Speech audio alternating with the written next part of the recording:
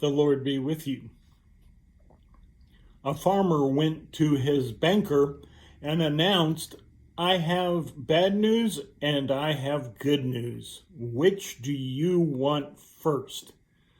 The banker said, "Give me the bad news first." "Well," said the farmer, "I can't make my mortgage payments.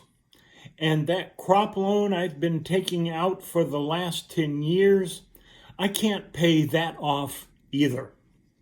Not only that, I won't be able to pay you the couple of $100,000 I still have outstanding on my tractors and other equipment. So I'm going to have to give up the farm and turn it all over to you for whatever you can salvage out of it." Silence prevailed for a minute, and then the banker asked, "What's the good news?" The farmer replied, "The good news is I'm going to keep on banking with you." I've got bad news for you, and I've got good news for you. Which do you want first? The bad news? Okay, I'm normally a good news kind of guy. In fact, it's actually part of my job description, telling the good news. But if you want me to start with the bad news, then that's what I'll do. I'll start with the bad news. When Christians marry, we make promises to each other. And God very much expects us to keep these promises. When we marry for better and for worse. The bad news? It's on us. The responsibility for fulfilling these promises rests squarely on our shoulders and nowhere else. Not on our spouse's shoulders, not on our children's shoulders, not on our best friends or neighbors' shoulders. We make the promise and we keep the promise. We promise to take our spouse on good days and bad days. Your husband has a bad hair day? Your wife eats crackers in bed and gets crumbs everywhere on your side of the bed, that is. Too bad. You made a promise. And let's face it, when it comes to marriage, problems are certainly going to be a lot more difficult than bad hair days and crackers. As someone so accurately said, getting married is easy. Staying married is more difficult. Staying happily married for a lifetime should rank among the fine arts. For better, for worse. And then comes a promise to honor the relationship for richer, for poorer. Has anyone felt the stress caused when you run out of money long before you run out of month? Living on a tight budget, living paycheck to paycheck, barely making ends meet, not making ends meet. One of the top 3 reasons marriages end is finances.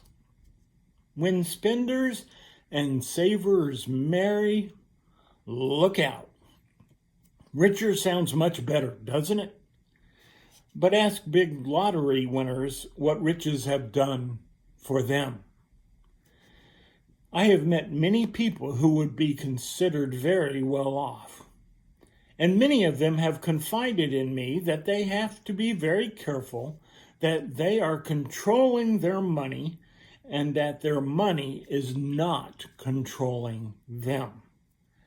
Next comes in sickness and in health. This promise is so easy to make when you are young and healthy. Young people are invincible, but young people eventually turn into old people with full medicine cabinets and ailments they never believed would actually ail them. Oh, what hard and bad news this promise can turn out to be. And then we promise to love and to cherish until death us do part. This one is so very, very easy, unless we decide that we actually want to live together in marriage. Then love requires work. Jesus commanded us to love one another. Jesus understood that love is not an emotion. No one can command us to feel a certain emotion, not even Jesus. Jesus understood love to be action, not something we feel, but something we do, something we choose. Such bad news. All these promises depend on us and no one else. But now for the good news.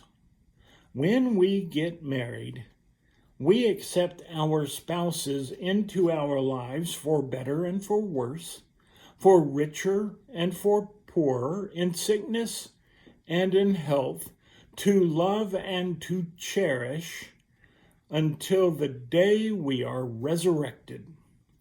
Isn't that great news? Wait, wasn't that the bad news? Several years ago, the Columbus Dispatch ran a story about Frank and Mary. Frank was hospitalized and doing poorly. His wife Mary never left his side. Sitting in a chair at his bedside, she tended his needs as best she could. "I'm thirsty," said Frank. Mary lifted the straw to his lips as he pulled his oxygen mask aside. The medicine was making him sick. She fetched the basin, wrapped a firm arm around his shoulders, and mopped sweat from his forehead. "Let me straighten your pillows. Please take a couple more bites, just for me. Would you like me to read to you?" She gently massages his arms for hours. So tell me, please, who is hurting the most in this picture? It's hard to say, isn't it? And that's the good news.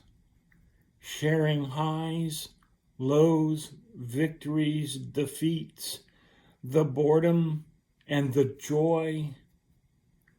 That is what love is all about. And that is good news indeed. Amen.